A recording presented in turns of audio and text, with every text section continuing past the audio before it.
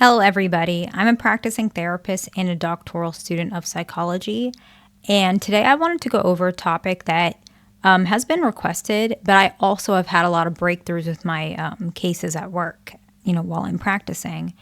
And I wanted to go over what it means and how to know if an avoidant loves you.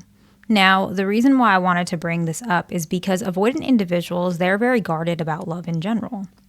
And so it can be a little bit difficult to know when they love you because sometimes they themselves are not always aware. But I think it's important to recognize some of these aspects so individuals who are with an avoidant, they don't give up hope. Because a lot of avoidant individuals, they take a long time to even know their feelings, but that doesn't mean they're not there. Avoidant individuals feel the same pace as everybody else. They just suppress it. But a lot of times individuals who are not avoidant are not aware of these signs, and they end up losing hope with a relationship that might have ended up something more serious moving forward, right? And I think it's really important to bring this up. And I think it will help a lot of individuals who are avoidant to recognize that these are signs that they are opening up due to the fact that likely they have feelings of love that may be suppressed. So the first one I wanted to share with you guys is actually when they share day-to-day stressors with their partner. Now, a lot of avoidant individuals, the reason why this is so important is because a lot of the reasons why avoidant individuals actually detach in relationships is sometimes external stressors.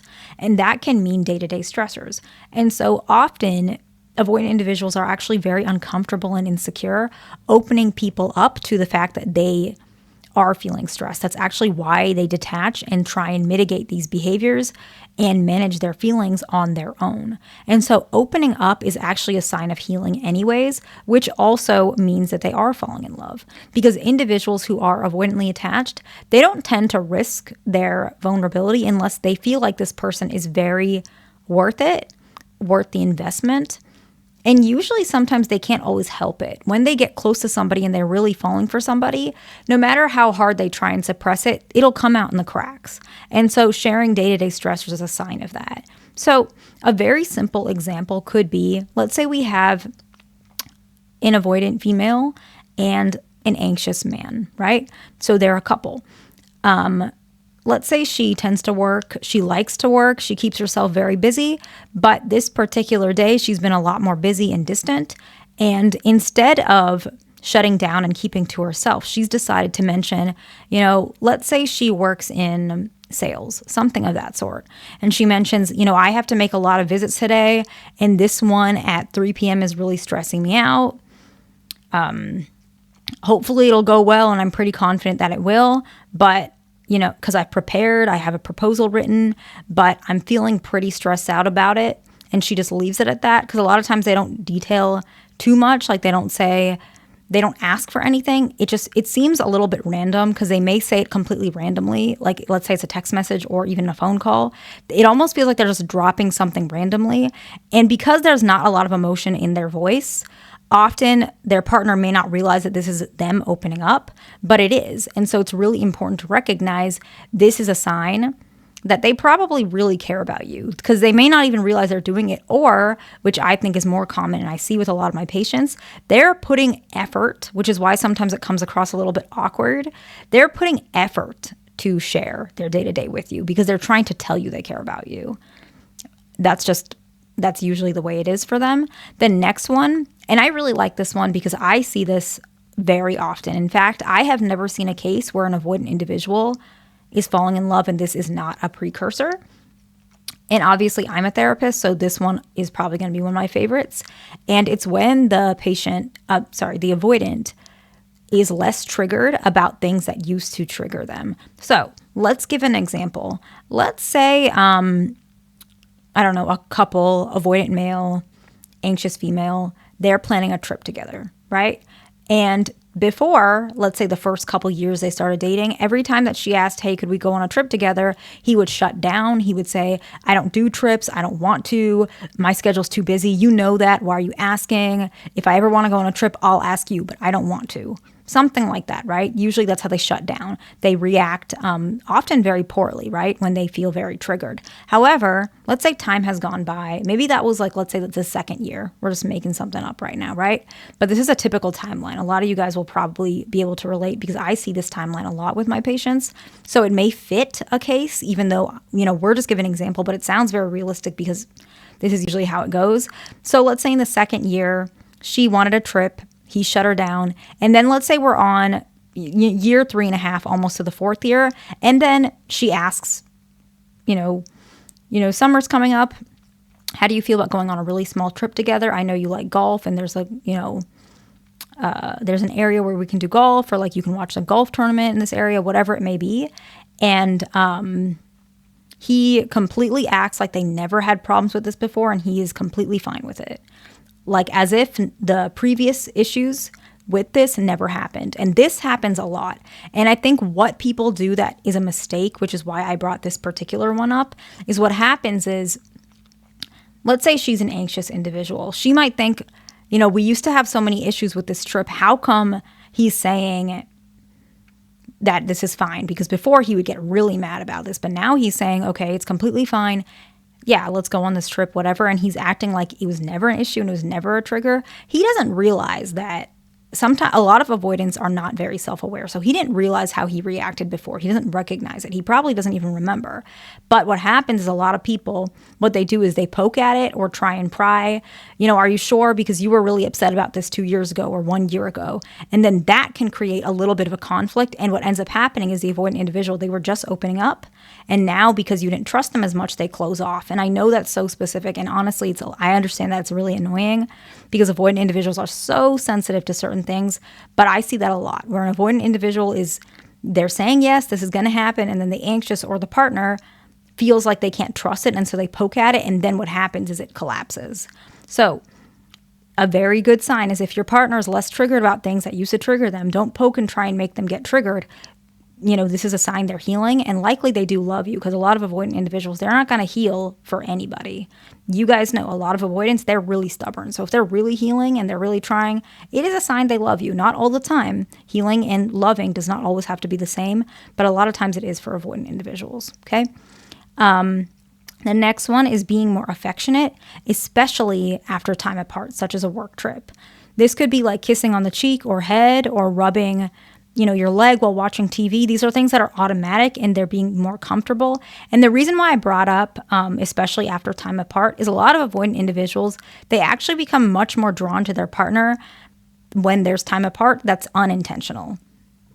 Excuse me. So it's almost like, let's say your avoidant partner, they had no choice but to go on this work trip. And the way you responded, maybe it was very open, very accepting, very hopeful, happy that they'll return. This fostered a lot of connection while they go and have whatever distance that is happening. And the avoidant individual, that usually builds trust. So often, it's not the distance itself that made the trip something that they're open to connect with you about. It's actually the way you reacted. So often when they go on some sort of work trip and their partner is very open and caring about it, they become extremely affectionate when they return because they're actually really happy to see you. The fact that you allowed them to have that time apart, because obviously you can't allow anybody, but in avoidance mind, they always feel like they have to conform to someone else's perspective. The fact that you let them be themselves makes them very happy. So you can see this a lot. They're very affectionate, especially after time apart. And that is a very big sign that avoidant is, they either love you and they're not aware of it, they love you and they are aware of it, or they're falling in love with you. This I have never seen happen where the avoidant is not in love to some extent. This always happens, always when I see that. The next one is keeping and treasuring items you give them. This one is very sweet, but a lot of people don't recognize how it means because it's not like they're like always saying like they treasure this item or they're always holding it or like taking pictures with it or whatever. They just have that item, and people don't recognize that it is a form of treasuring because a lot of avoidants, not all of them, but a lot of avoidants are very, they tend to like things in a certain order. A lot of them tend to be controlling actually, especially of their own space.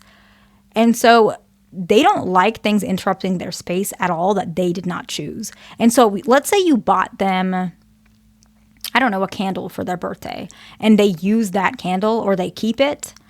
An avoidant individual, typically, not all avoidants are like this, but typically, if they didn't like it, they would find some way to get rid of it or some excuse, or they would, just tell you they don't like it and they would remove it. But the fact that they have that and they kept that is a sign, because avoidant individuals, they don't like people intruding on their own space, and items from other people that they don't care about, they tend to very much hold and treasure this type of, anything that they love. It kind of reminds them of the person that they do love. And I want to give an example, but it's not a romantic situation, but I want to paint and illustrate how important this particular aspect is, because a lot of people don't get it, okay? I see this in a lot of ways, but for some reason I feel like this example would help. Let's talk about a family situation. Let's say we have an avoidant individual. Let's say a man in his 50s, and let's say he's single, and he's been single since he was 32 and he had a divorce, something like that, right? And he never wants to be married again. So he's severely avoidant, okay? Let's kind of put a spin on this case, because this happens a lot. Let's say he was pretty neglected in his life, and he always felt like his mom, I don't know, gave attention to his brother and sister more than him because he's the oldest. He never got affection. He always had like pressure, and he always had to be on his best behavior. He always had to close off his feelings. So him and his mom never had a good relationship. But let's say recently she died. Maybe not so recently, but let's say like 9-10 years ago. And perhaps she died of some unfortunate causes. It wasn't natural. Let's say cancer, right? And let's say his mother was Christian or religious, whatever. Just giving an example. I don't want that to trigger anybody. I apologize, but let's say mom was Christian and he was atheist. Let's just put it like that, or doesn't believe in God. And for whatever reason, his mother was very religious, and she had a Bible that she loved and she always kept with her. And when she passed away, he fought his siblings for one specific item, which was her Bible. Right? And he's not religious, so he doesn't have a reason to have that Bible, but he keeps that Bible next to him. He sleeps with it, in his nightstand, and he reads that Bible, even though he doesn't believe. Now, a lot of individuals this will fall through the cracks, because avoidant individuals, they may just think avoidant individuals don't realize sometimes why they're behaving this way, but from an outside perspective, it can be a little bit of an odd behavior. He doesn't want anything else, but he just wants a specific item. He's not changing and suddenly becoming Christian. A lot of people think, if you really love someone, you'll magically change. That's not what's happening either, but he wants that item because it reminds him of her. It has nothing to do with the religion itself, but because she was so deeply religious, he wants to hold on to that item. And we can see that in romantic relationships as well. It is more obvious when the individuals break up. But another example that's relationship oriented is, let's say, I don't know, you bought your partner who's an avoidant, you bought him a shirt for Christmas, right?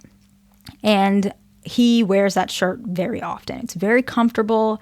You picked one that he likes. Let's say he likes, I don't know, guitars, and it has like a little guitar on it, right? And it's his favorite color. Let's say he likes blue, and it's blue. It's comfortable, it's good quality, and he wears it very often. A lot of individuals will think, okay, he wears it because he likes the guitar, or he likes the color, or he likes that it's comfortable. That is true, but also a lot of avoidants, subconsciously and consciously, it's easier for them to show their love through another item because it's indirect, so it's safer for them. So often he's wearing that shirt a lot more often because you gave it to him. He will probably never say anything. He might not even know it, but it's a safe way to process his feelings through. And so that's the item. It's very similar to the Bible, right? These individuals who have, avoidant attachment, they don't know how to express their feelings, but it comes out in areas that feel safer to them, which is indirect, which is why keeping and treasuring items you give is a really big one. You might not see it all the time, but if you really pay attention, you will see that this is actually a very prominent trait when an avoidant loves you very, very deeply, okay? And they even do it with family members, right? We just gave the example of the son and his mom, right? He's very avoidantly attached, but this is how he loves her, right? The next one is expressing what they want from you on their end of the relationship. Now, a lot of people think this is a bad thing, but avoidant individuals, they do not open up typically to anybody, and they don't like they don't like conflict. And so when they tell you something is wrong with what you're doing, wrong in their perspective, that invites conflict. But they're willing to risk it to get their needs met because they care about you and they expect that you're going to be in their life for long term. So they decided, okay, it's worth the investment to get my needs met. So an example could be something like, it sounds so harsh when they say it, but this is why I tried to illustrate like this. They may say, stop asking me multiple times.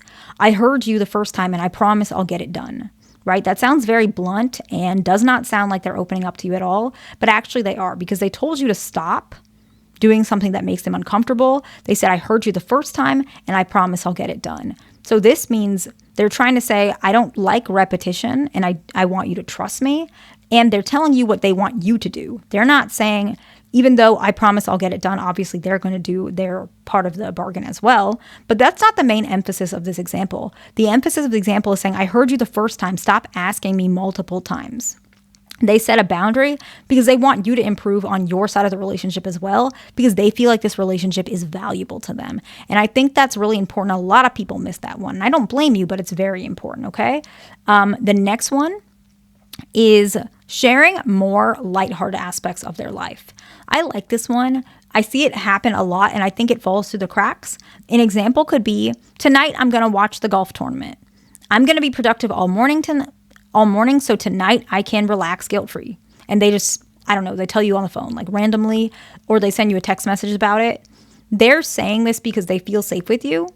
And these are the types of things that they don't tell you, right? When they don't love you and you just see gaps of time where they're not answering or talking to you, they're probably just doing something like this, being productive all morning so they can watch golf tonight, right? But the fact that your partner told you this, first of all, they're inviting you in their world. Second, there's a part of them that wants you to know what's going on with them so that they can reassure you that, this is what they're doing. That's why they're a little busy. And that's a very big sign that avoidants love you, okay? The next one is working to resolve an argument instead of running away. I think a lot of people will not believe that this can be possible for avoidant individuals, but it very much can be. When an individual is having an argument with a person they love, even if they're avoidantly attached, they don't want to see their partner hurting. It's not something that avoidant individuals like. In fact, seeing their partner be disappointed is one of the things that avoidant individuals, at least from my experience and my practice, is one of the things that hurt them probably the most, right? And so by them moving over the pain that they feel about you being disappointed and the fear, avoidant individuals, whether you like it or not, they're scared of a lot of anxious reactions. Like, they don't know how to react to it, and it can be very overwhelming. So the fact that they remove those fears, they try to fight those fears, and they still try to resolve the argument in some shape or form, even if they're not giving in right away, but they're sitting there and they're trying to listen, and they're telling you, I'm really trying, or they communicate their side, that is a huge sign that they love you, because they would not invest in you in this relationship unless they thought that you were something that they hope to be permanent in their life. So please, this one is very important, and I think a lot of people miss this one. Okay, the next one is admitting that it hurts when they see you cry or be disappointed. You can ask them if they haven't told you, because avoidant individuals, a lot of them are very honest. I know me as a therapist, they tell me this a lot, and usually they tell me when they love somebody. When I know or they've told me that they love their partner, usually one of the first things that they will mention about how they knew, or a precursor to it, or I notice it after. It's around that time, right? Where they admit that they're really hurt that they disappoint you or watching you cry. This one is a big one. And I want you to recognize that they may not always tell you right away, just because I can't necessarily see how relationships are when I'm not in the room as a therapist. But you can ask them, and if they tell you, that's a very big sign that they love you, okay? The next one, and I see this a lot, and I love this one as well, is providing reassurance more automatically, right? So let's I want to illustrate this point with an example of a conversation.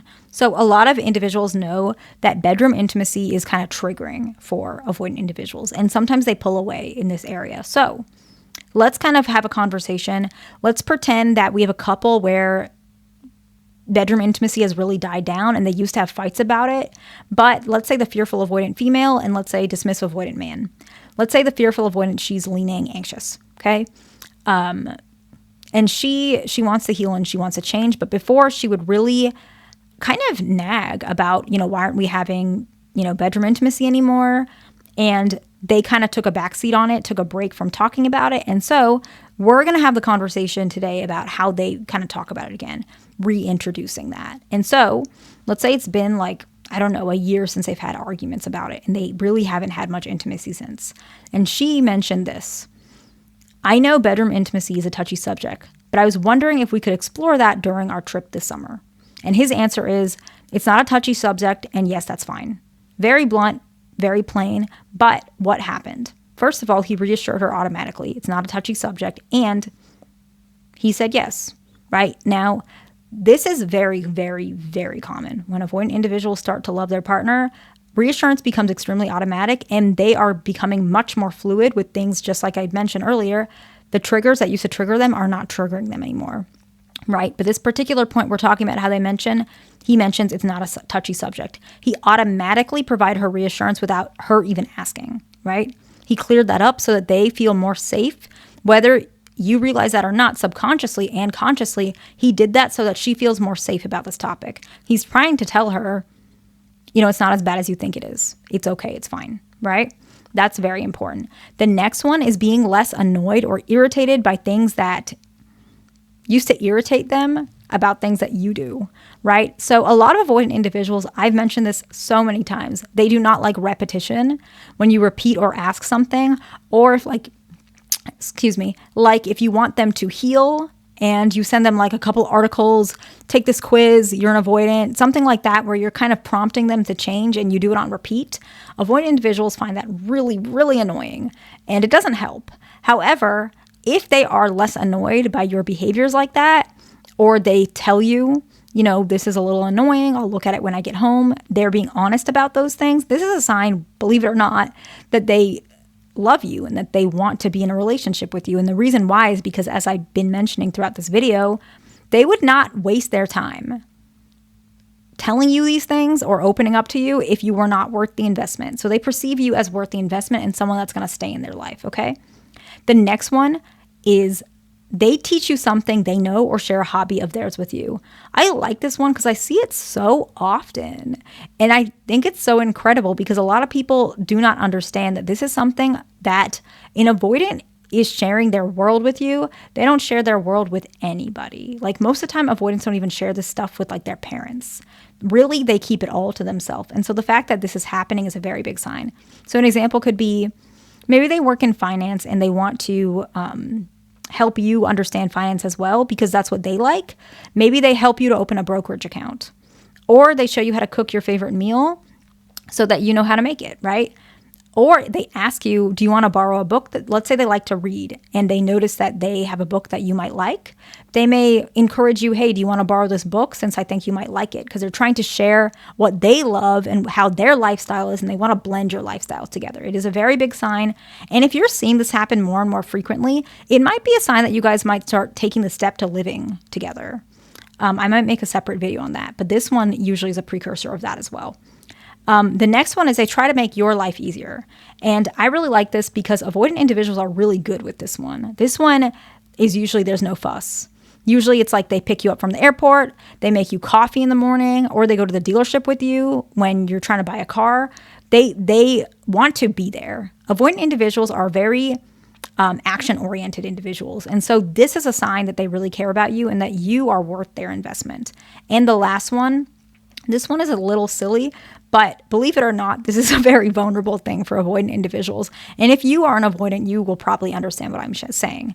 They share an item with you, or they share food with you, or they share something that they have with you, because avoidants are very protective of their stuff. And so the fact that they're giving you a share of their stuff means that they're letting go of control, because avoidants like things a certain way, and they're opening their world up to you. So maybe they are okay with you guys sharing like a streaming account together, which is a very vulnerable thing, because that means that you could potentially see what they're watching. And avoidant individuals, it's not like they have anything to hide, but it's just they don't like people getting that close. Maybe they're eating dinner and they like the taste of something they're eating and they want you to eat it because they care about you and they're enjoying it, so they want to give that to you. A very silly thing. It sounds very silly, but it's very important to avoidant individuals. Now, it is a little bit important to recognize that these things may seem small to an individual who is secure or anxious, because some of these things they don't appear very deep. However, avoidant individuals, they don't really invest in much people in their life. A lot of individuals who are avoidantly attached, they don't even have many friends. Not all the time, but it's true. Some of them are even detached from their family. They grew up in a very neglected environment typically. And so opening up in this type of way is very significant for an avoidant individual. They don't like to open up to anybody. And so that's why it's really important to recognize that. So those are 13 things that avoidant individuals do when they love you. I hope this helps. Please subscribe, like, and I'll see you in the next one.